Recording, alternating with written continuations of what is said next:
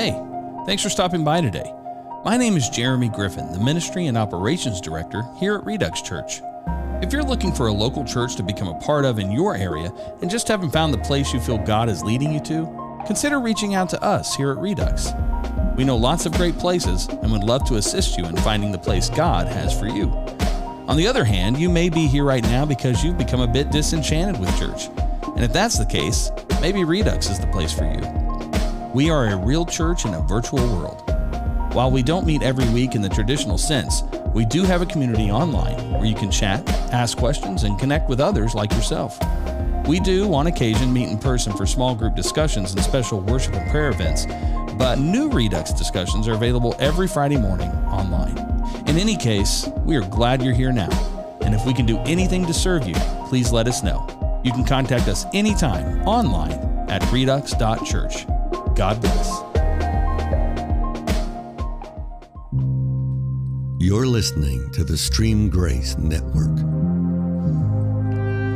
Well, hello there, and thank you guys for joining us again today. Today, I'm joined by returning Joseph. How are you, sir? I'm great. How are you doing? I'm doing good. And then Ed is joining us for the first time. Hello.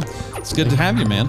Thank you. Now, you and I have been on podcasts together a number of times, but joining us for Redux, which is good. Ed's a regular consumer of the Redux Church conversations. My family is. Yep. The whole family. That's awesome. Just a reminder before we get going too deep in here, if you haven't already, stop the video right now, jump in and spend some time in worship with the Lord. Not just, in that time, when I talk about this a lot, but this is the only time we really have to give him anything. It's the only thing we can give him is ourselves. So spend some time in worship. You can go to redux.church and find some stuff, or YouTube, Spotify. You know how to find worship, right? Yeah? Okay, good. All right, you guys ready to get into this passage? I am. We'll be in John chapter 7, starting right now.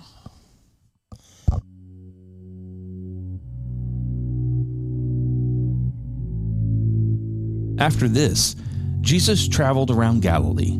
He wanted to stay out of Judea, where the Jewish leaders were plotting his death.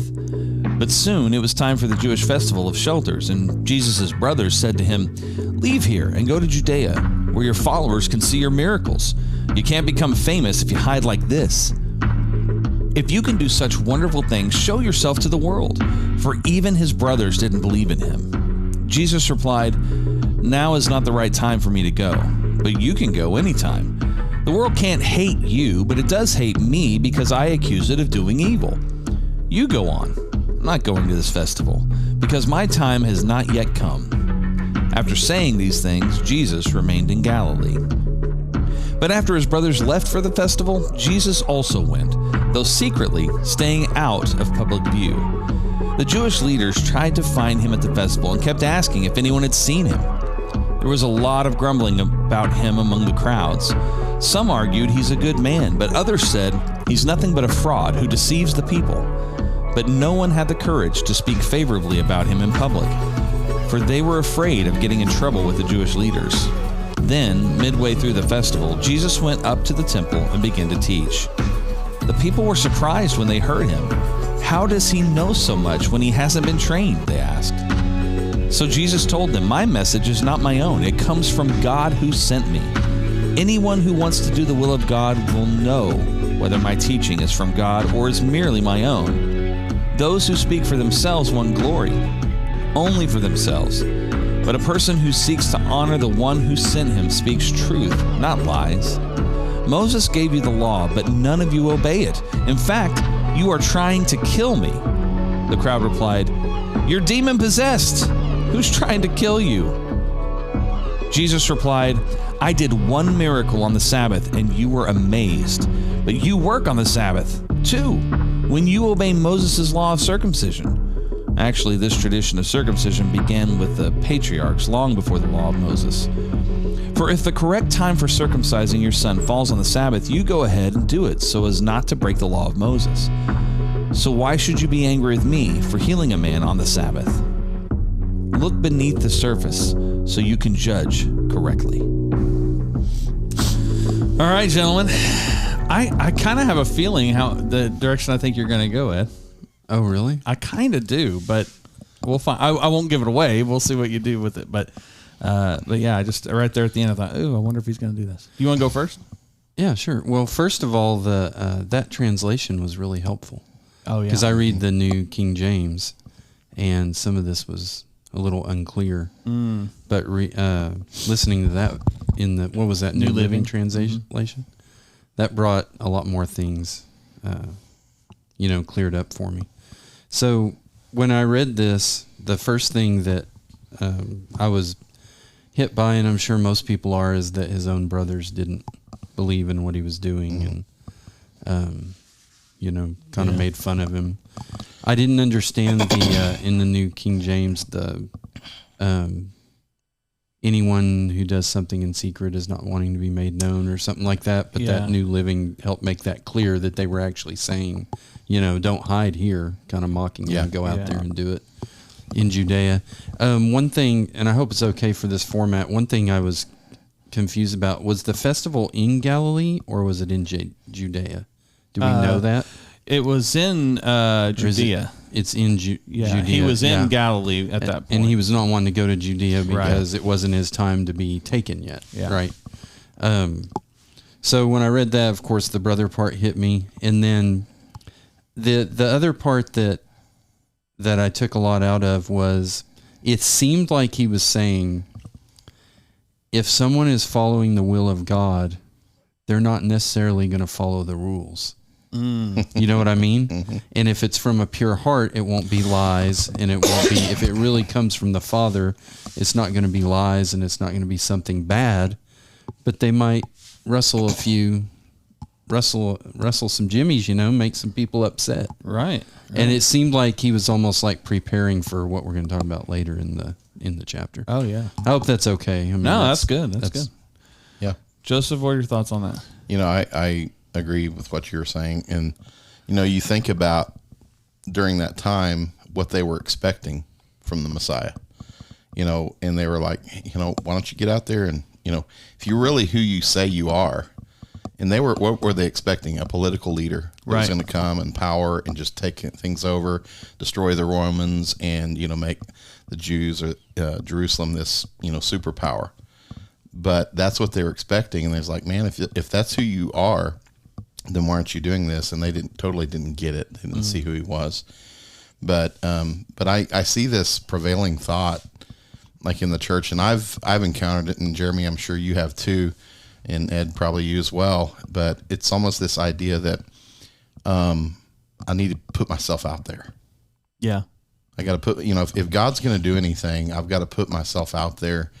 And Jesus, I love how I've been learning more and more in my own walk, my own life, how that Jesus didn't do anything that the Father didn't tell him to do. He wasn't persuaded by what men's opinion was or what they thought he should do. It was always what the Father wanted him to do, because he realized he had a purpose, and it didn't matter what you thought my purpose was, or how you thought that, man, you'd fit good into what I'm wanting to do, or what we think you should be doing. He knew what his purpose was, and he followed that to the T. But he knew, and there's a scripture, and I think I wrote it down somewhere, but and Psalm 75, 6 through 7 says, for promotion cometh neither from the east, nor from the west, nor from the south, but God is the judge, and putteth down one, and setteth up another. And I've just gotten to the place where I'm not trying to promote myself. Right. Jesus wasn't trying to promote himself. Yeah. He wasn't out there, I'm the Son of God, Right. Look at me. How many times did he say, don't tell anybody about what just happened? Yeah. Right? He downplays any miracle that happens. And it's always, and this is something I think is huge, it's always because it's not my time. He said that to his mom in Canaan when he was turning the water into wine. He said it here, and he said it 300 times between here and there. It's not my time. And so this is evident that Jesus absolutely knew that he had a time, that there was a moment coming. And so, I like to use this term reluctant leadership. I see that in Jesus, this reluctant leadership. And it's not reluctant because of not knowing who he is. It's reluctant because of understanding God's timing. And I've talked about this before. And so if you're listening to this now and you've heard it, I'm sorry, because I don't know where I've talked about it. But being used by God, Jesus is a tool in God's hand, and being used by God, we find ourselves always wanting to be used. You and I were talking about this a little before, Joseph. that we're looking to always be used. And I know that you're a carpenter by trade, right? And so if you had a skill saw that was just going off on its own, would you use that skill saw? No, You know what I mean? Yeah, That be skill fearful saw, of it. right. You'd send it back to the manufacturer to get Yeah. messed with, or you would just throw it away, because you can't have a tool going off doing its own thing. That's going to mess up what you're doing. Yeah. And so I think what Jesus was here was recognizing, hey, my timing of being used by God is about, I'm going to do it according to his plan and not my own. Because here's the question I don't think anybody would deny. Jesus had the ability to go and do whatever he wanted to do whenever he wanted to do it. Yeah. But he waited for the opportunity. He waited for God to provide that timing and opportunity. And whether he was fully revealing himself or not in a given moment, he was certainly making himself available to the Spirit to be used by God. Go ahead. I also found it interesting. So while he was walking around in the crowds, he heard different people saying different things. Yeah. Some fans and some not fans. But he didn't go up to the fans and say, yeah, see, this is a well-respected person. They know I'm the Savior. He wasn't, he didn't have anything to prove. Right. Because he had the confidence of the Holy Spirit, which nobody else had at that point. But we all have that. Yeah. And Yeah, that's good. We're supposed to emulate him. How many times do we if we're having a hard day or something, we'll try to contact a fan or, someone who we know is going to tell us what we want to hear maybe instead of somebody who maybe we know will give us the feedback we really need. Yeah. So, Yeah. He never, even from the beginning, the verse starts out, he says he would not walk in jewelry and that's the King James Version, because the Jews sought to kill him. I'm like, man, this, Jesus is wise, but he never sought a fight. He never went to pick a fight. And I think that's one of the things the body of Christ could learn today, is that it's one thing to stand for the truth and speak the truth no matter what, because Jesus was the rock of offense, and truth will offend people. But he never sought to be offense. He never sought out those, just like you saying, people were saying things to him, but he never bowed up and be like, well, I've got to prove myself. And that's one of the things for me, and I'm just being honest, is that I have to really guard against is that feeling of needing to prove myself. And so whenever I need to prove myself, then it's like, then I start seeking that self-promotion. And, Jesus had choice just like we did. He perfectly demonstrated what it was like to walk the Christian life. And he could have chose to, because he had free will just like we did, and to do whatever he wanted to do, and just like we can. But, I would make a mess of things just like that tool would make a mess of things if I choose to do it on my own. So we've got to be directed by the Father. Yeah. And to your point, that passage is in that first section here. I'll pull it up where it says they hate me. Let's see, where is it? No, it's not but they hate me because I accuse. The world hates it because I accuse the world of doing evil. And I couldn't help, that one really stuck out to me. It stuck out to me because of just kind of what you said. We live in a world right now, especially in social media, man, if you say something that's just truth, it's just truth. I mean, we're not talking about something that should be controversial, but somehow it's become controversial. And so we have moved to this place where the world absolutely will hate me if I say something that is truth. And I think what's interesting, what I see here is again, and it probably swings or speaks to me like this, because when I process where we are in today's world, we are really put in Jesus's position so often now, and he says this. Jesus tells us this, and I'm sure we're going to read this later on in John and other chapters, but he lays this out. We know that the world is going to treat us like they treated him. Oh yeah. And I think we've went so long without having that happen. But if you look at what Jesus did, right? He heals on the Sabbath, and I mean, that's almost as ridiculous, right? Yeah. You're mad at me because I healed somebody on the Sabbath. Don't you, sir? And it's the thing, the double standard. He brings up double standard all the time. This is the same world we live in now. Yes. Constant double standard. Wait a minute. You're telling me you can't define a woman, but yet you have to speak to women's rights. Well, what is, that whole back and forth double talk? It's like, this isn't the world, or the world's just not making sense anymore. And maybe it never did, but I don't know. I see so many parallels with this, and it's almost like the opportunity comes now for us to embrace that moment. And you have to make a decision. Just like Ed, you talked about the fans he had in the crowd. One of the things it said is that some said one thing, some said another, but none of them would speak real highly of him. He did have people who were not as hardcore of dejectors or whatever. And I see that in Christendom today too. It's like, that a person may have a belief or an idea, but when they post something on social media, it's toned way down. I mean, I'm probably as guilty as anybody. It's toned way down so that they can be more inclusive or whatever it is. And it's like, man, you're just a liar. So when it said in the King James Version, it says he cried out. And I was going to ask this. So that does mean he was yelling. He was yelling. Yeah, sure. Look at those. Look what he's yelling. Yeah. And like later on in the temple too, jumping ahead a little bit, same thing. I mean, he's yelling in that, quiet temple place, and he's yelling these things out, Yeah. being bold. He's definitely that. I mean, do you see anything other than that? No. How many times when we talk about Jesus, we always, like when people want to talk about the aggressive part, there's maybe two stories they tell. The whipping is number one, right? Mm-hmm. It's the top of the list. The money changers.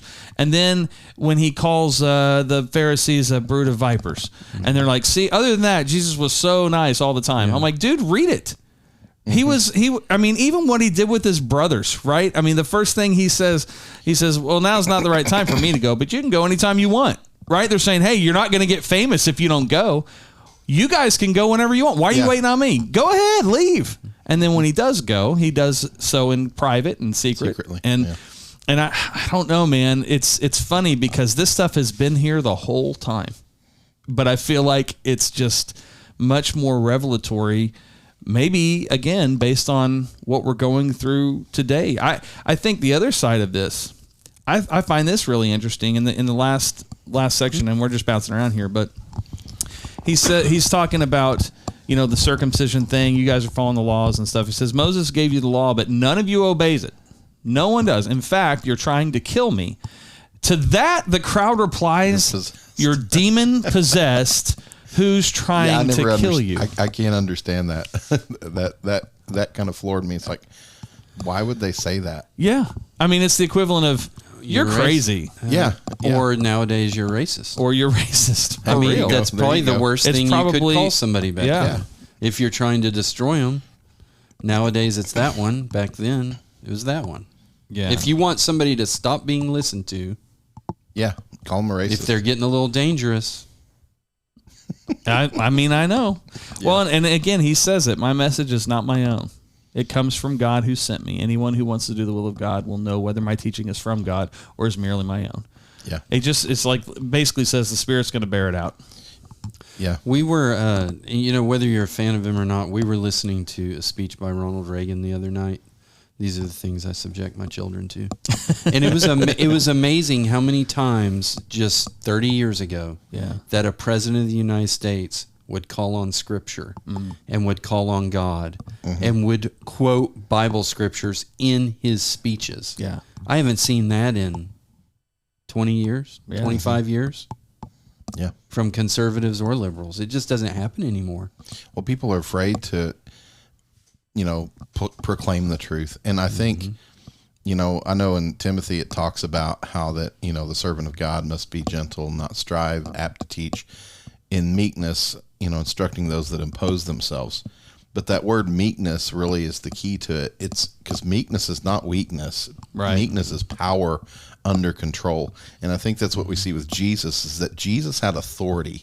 He had power, but it was always under the control of the Spirit. He didn't just get into an argument to get into argument. It was always with purpose. He didn't mind proclaiming the truth and saying the truth when it needed to be said.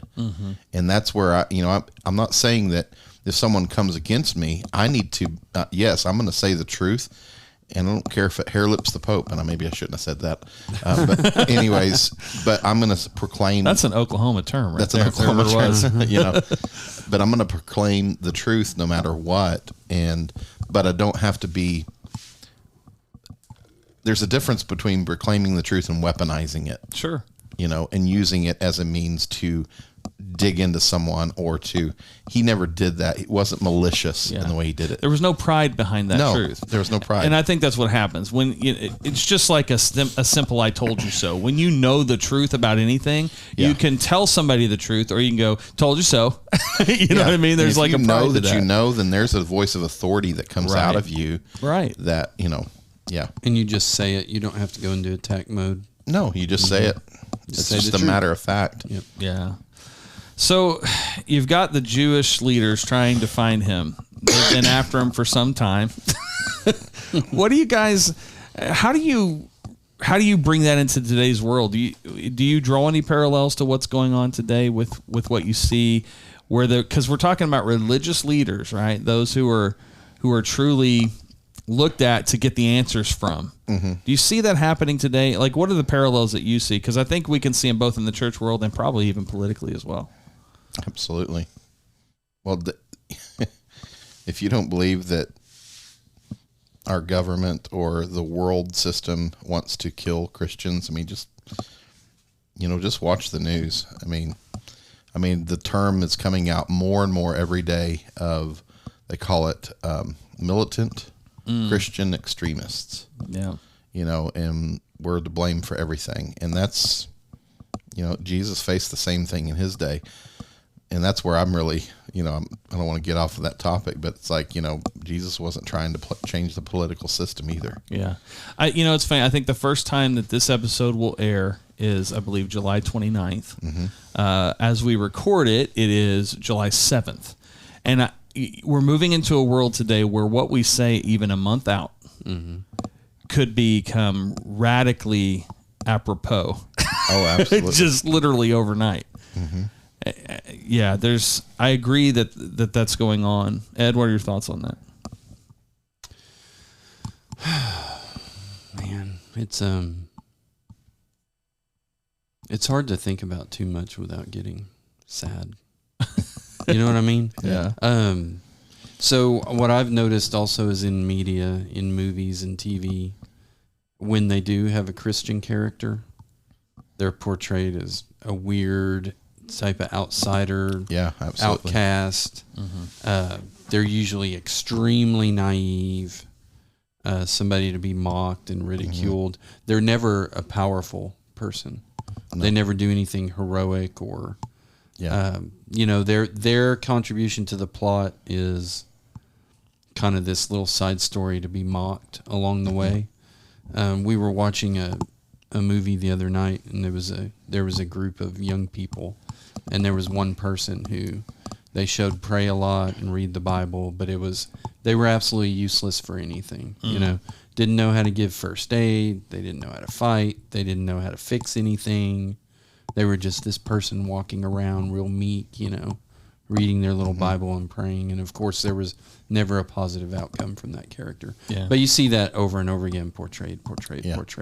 And that's the part of the influencing the culture so that they don't care when Christians are attacked. Right. They're to be attacked because they're militant, causing all the problems. Or they're just, morons that aren't worth Yeah. They don't deserve to be defended. I think that what we need to, come back to the realization, I know we quote it all the time, but the Bible talks about how that we wrestle not against flesh and blood. Right. And that they're not the enemy, that they're being manipulated, and that the enemy, Jesus knew who he was speaking to. Right. Okay. And so you're not my enemy, but there is a enemy behind the scenes that's at work. And that's why it's a spiritual battle. And the only thing truth will always set people free. We have to remember that. Mm-hmm. Light will always pierce the darkness, always. Yeah. And so even though sometimes, the darkness comprehends it not, that doesn't mean that I can't still continue to be a light in this world. Mm-hmm. And I think what they're wanting to do with the tactic of the enemy, and he's very sly, is that if he can get us to the place of being intimidated where we want to put our light under a bushel and not shine that light, that's how he's winning. It's not it's not, we think that, man, but if I get out there and I shine the light, then all of a sudden it's going to give him reason to attack me. No, it's just the opposite. It's almost like reverse psychology. Like he's trying to get us to not speak the truth, or to do it in a way that is very, like you say, militant or angry or anything like that. We have to remember what it talks about, how the servant of God must not strive. That means we don't get in fights. Right. I'm not going to sit there and have a knockdown drag out with you over truth. I'm going to state the truth, but I'm going to be meek. I'm going to be powerful, but under the control of the Spirit when I do that. Yeah, I saw a guy talk the other day, he's a motivational speaker, and he said to somebody who looked like you, Joseph, and he said, if I said to you, I think your blue hair looks stupid, how would you respond to that? I mean, would you find any offense to it at all? Of course not, because you don't have blue hair. Mm-hmm. And so he's not talking about me. And in the same way, when people are offended by a truth that we say, how are we offended by their response? Mm-hmm. We know who we are. Like, I think that people get dogmatic and start fighting because they're trying to convince themselves of something. It's not what they actually believe. They're trying to convince themselves. When someone comes to me and asks me a question, which happens pretty often, they ask me a question about and I quote, what does God think about fill in the blank? And and I'm like, sorry, I'm not laughing at that person. I'm laughing because I know you. Right. I know what your answer is going to be. And so I'm like, ask God. Why are you asking me? Because again, I may have the truth, mm-hmm. but what if I'm wrong? I'm a human. I could be wrong. I've been wrong. Ask God. And so, and the thing is, I don't care if they ask me, okay, well, what do you think? And I tell them, and then they want to argue about it or fight about it. I'm like, why are you talking to me? Like, what are you wanting to do? If you're wanting me to affirm you or confirm you is something you think, or you're wanting just to fight, none of that's of interest to me. And so I think when we understand who we are, which is a big, obviously we're touching on several things that are our core values here at Redux, right? Know who you are, hear the voice of God, and then to rest. Let God do that work. I'm not the one. I am simply a messenger, a vessel. Yes. So how could I ever be offended by someone's approach unless I'm doing my message, right? Jesus said this. He's like, look, what I'm saying is from God. It's not originating from a human vessel saying, I think this is a good idea. Mm-hmm. He's saying this is what God's saying. So if you don't like it, I guess you don't like God. Well, if you flip that on the other side, because you talked about, how that, if I'm getting an argument and frustrated, it's because I don't really believe what I'm saying. Yeah. And I've got this story that I tell people, and it's basically about this. One day I was walking out the woods, and I was sitting there, and I made myself a peanut butter and jelly sandwich, and all of a sudden this pushed me, pulled me, came and tried to attack me, and I ran, and then I finally sat back down and ate another sandwich, and all of a sudden it came at me again, and I ran, and it came at me again, and I finally made it to the house, went inside, and I would ask that person, say, do you believe that story? Do you believe there's a push me, pulling me out there, chasing me with my peanut butter sandwich? And they're like, no. I said, there's not anything. I said, okay. I said, so if that doesn't exist, and I said, you don't believe the push me, pull me exists, right? I said, right. So do you want to start a movement to prove to the world that the push me, pull me doesn't exist? And they're like, no. Why? Because it's not true. Right. The only, and so the only reason that you would start that is if you really believed for some reason that it did exist, and then you're trying to push against it. But if you know that thing doesn't exist, then I have no reason. I'm not going to go out and start a movement to prove that the push me, pull me. People aren't passionate about something that's not a thing. Yes, that's not a thing. Yeah. It's like being passionate about omission. Yeah. Yeah, and the only reason they're passionate about it is because there's something in them, and it's in everybody, that knowing of truth, that knowing of what is right is there because they've heard it, and the only reason you'd fight against it is because you're trying to convince yourself that what you're believing is the truth when really what you're believing is a lie. Ed, last words, we're out of time. Oh, I was just going to say, even you talking about that made me think of even super secular political campaigns. The worst type of campaign to run is elect me because he's bad or she's bad. They say that's a losing campaign every time. You're Yeah. supposed to campaign on, this is the truth about me, and this is why I'm the Yes, best candidate. absolutely. Yeah. Of course, the world's topsy-turvy now, and Yeah. who knows what how that all unfolds. Well, guys, thanks for doing this. We got 2 more conversations to have about this over this chapter, so I look forward to that. And I want to thank you guys for joining us today as well. Make sure you can always check out us all of our content at redux.church. If you ever need anything, contact us through that. It is the number one method for you to connect with us is through redux.church. We are on YouTube, we're on Facebook, we're on all sorts of other things, but that one will live beyond the censorship, if in fact there ever is any censorship. So anyway, thanks again for joining us. I want to pray real quick. Father, thank you so much for your words today, for speaking through us, the conversation, the fellowship. We ask that everything that is said today that is what you want the listener to hear, that gets planted deep inside of them. And the things that we said that you don't want them to hear, let them ignore it. Let them forget it. We thank you and praise you in Jesus' name. Amen. God bless you guys. God bless you two boys. And we'll see you next time.